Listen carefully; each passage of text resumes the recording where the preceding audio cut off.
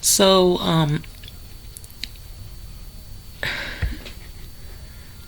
I saw a group of articles, and the reason why I picked some of them out, I'm not going to read all of them to their entirety. I might read over them or kind of like skim through them.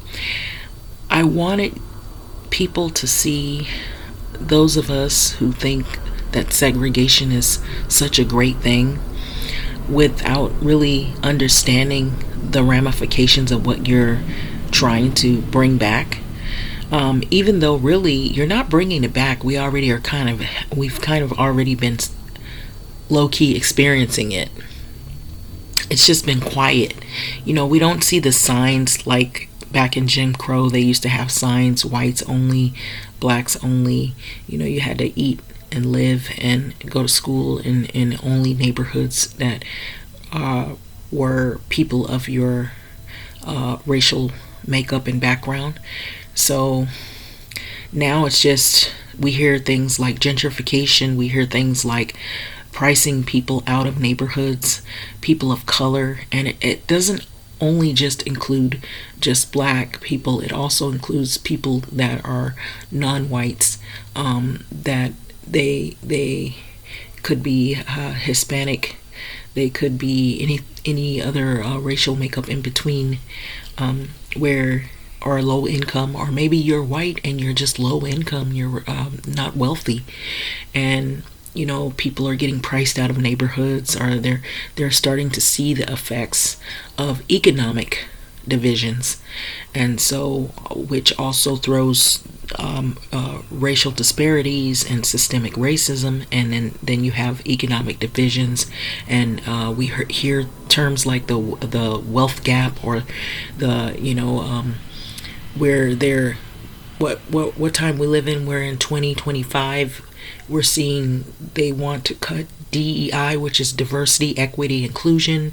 We're seeing things where they want to cut social funding and programs. They've dismantled the Department of Education. Some people don't understand what those things are. They think that they're trying to shave off all of the fat that's unnecessary. That term from Doge, which is the co-opted president Elon Musk. But what we don't realize is some of those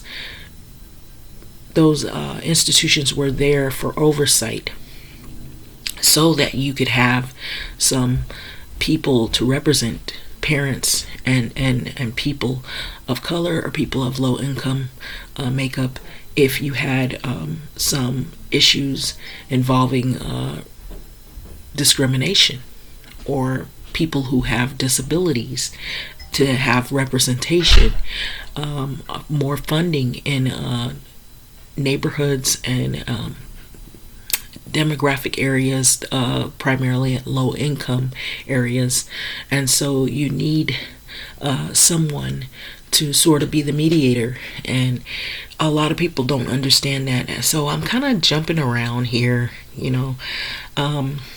I said in my previous video, don't shoot the messenger, because a lot of times you get these people, they get offensive, they come on to your podcast, or they come on to your videos, and they have a lot of negative things to say. But a lot of these people are coming from the loyalist agenda of this regime of Donald Trump administration, and they feel offended when you mention these issues, because they're all for it. But what they don't realize, they're going to hurt too if they are not ultra wealthy. And so we're fastly seeing that the middle class is dwindling, and some of those people seen real quick, because a lot of those people that voted for this administration are now feeling the pain, and some haven't felt it enough yet. There's still people who still want to follow this, what they claim is an administration. It feels more like a regime and a dictatorship. So right here, there's different articles. You're going to see pictures. So I thought, I'm kind of jumping around here. So there's a photo that stood out to me, and I wanted you to look at it. And so you see here, this is a public lynching. right here. And you see the guy, which would be to my right, and I'm going to put the cursor on him. He looks like he's enjoying this moment. And then you see the various smirks on the faces of these men behind this young man. He looks like he's a teenager, and they're going to lynch him. And so it's much like what a lot of African Americans saw in the George Floyd incident. And so here you'll also see in this article, which deals with race. It's a 6-minute read, and I'm not going to read all of it, but this looks more like it's closer to our time. A lot of us live in the metropolitan cities. This was in October 23, 2019, for those that are so dead set on what year and how old the articles are, which really are relevant to today. So it's not that much older, but it is relevant. It's actually showing a picture of what was coming and what we're living now. What we're seeing, DEI is being eliminated, which is diversity, equity, inclusion. We're seeing programs that are being gutted. We're seeing lifelines of programs. Some people don't want to believe it, but they want to cut Section 8, eliminate it altogether. They claim that the funds are running out. And a lot of us know there's still money to go around. We're hearing Karen Bass on the news this morning. I heard her saying that she was going to be, there's a deficit and that they might be shaving off some jobs based on that. Then we're also hearing that we might have less law enforcement. And we know what that could possibly mean as well. City workers might lose jobs. They might have some layoffs that are coming very soon, and based on that. And then we saw a whole lot of federal workers lose their jobs. So here, this is in Detroit right here. This is out of the Times. The U.S. is increasingly diverse. So why is segregation getting worse? So this was in 2019. And here, where are we now? Seeing this administration claim they want to get rid of DEI. What is DEI? Diversity, equity, inclusion. So everything is relevant. Everything from the past to up to now is relevant. So Detroit, Michigan, the skyline, beautiful metropolitan city. We have all our metropolitan cities, and what are we hearing? People getting priced out, which is gentrification and all these developers coming in and buying up properties, and they turn them into luxury when they slap that word on there, meaning you're going to live in luxury, but you got to pay luxury money. So it's only for the people who can afford it. So what do we have here? The integration battles of the civil rights era happened more than half a century ago, but the U.S. is getting more, not less segregated as that past recedes. Okay, so more than 80% of the large metropolitan areas of the U.S. were more segregated in 2019 than were in 1990. Where are we now? We're in 2025, and we're still hearing this, but it's even worse because now who do we have as leader-in-chief or leaders-in-chief, and what is happening? All of those programs, all of the things that benefit people of color, cut. That's what we see happening, and that's what we're living right now. So this right here was the precursor of what we're dealing with right now. So it goes on to say that residential segregation released Monday by Authoring and Belonging Institute at the University of California, Berkeley. The U.S. has become more diverse over time, which has obscured the persistence of segregation, the report finds. It's more diverse, but somehow we're more segregated. Okay, so segregation, people think is a good thing. It really isn't really a good thing.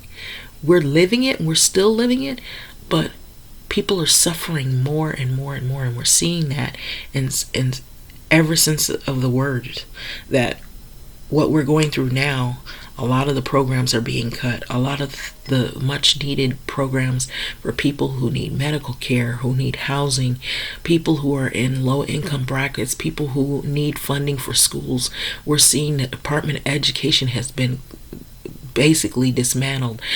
We're hearing that Medicaid could get messed with. We're hearing that Section 8 could eventually come to a cease. People are in fear. I'm seeing people panic shopping. So this is what I'm seeing. So, you have to open your eyes to what is reality. So the U.S. has become more diverse over time, which has obscured the persistence of segregation. The report finds so metropolitan areas aren't all white, all black, all Latino, but within areas, the different races are clustered in segregated neighborhoods. Isn't that true? So creating social and economic divisions. Social and economic divisions that can fuel unrest. So the U.S. continues to be a place of segregation, not integration. This is said by Stephen Menadian, Assistant Director of Authoring and Belonging Institute, which studies the roots of social and economic inequality in the U.S. That doesn't sound like segregation is a great thing, so far from what I'm hearing. So the report breaks down the ground by looking at how the racial makeup of census tracts differs significantly from the racial makeup of larger metropolitan areas that surround them. Areas may appear to be integrated because they are home to many different racial groups, when in fact those groups live completely apart. So the city of Detroit is 80% black, for instance, while Grosse Pointe, if I said it correctly, or if I didn't incorrectly, I'm sorry, it's a suburb that shares a border with a city that is 90% white. And so Detroit is the most segregated city in the U.S., according to the report, followed by Haile, Florida, and Miami-Dade County, and Newark, Chicago, Milwaukee, Cleveland, only two of the 113 cities with populations of 200,000 or more qualified as integrated.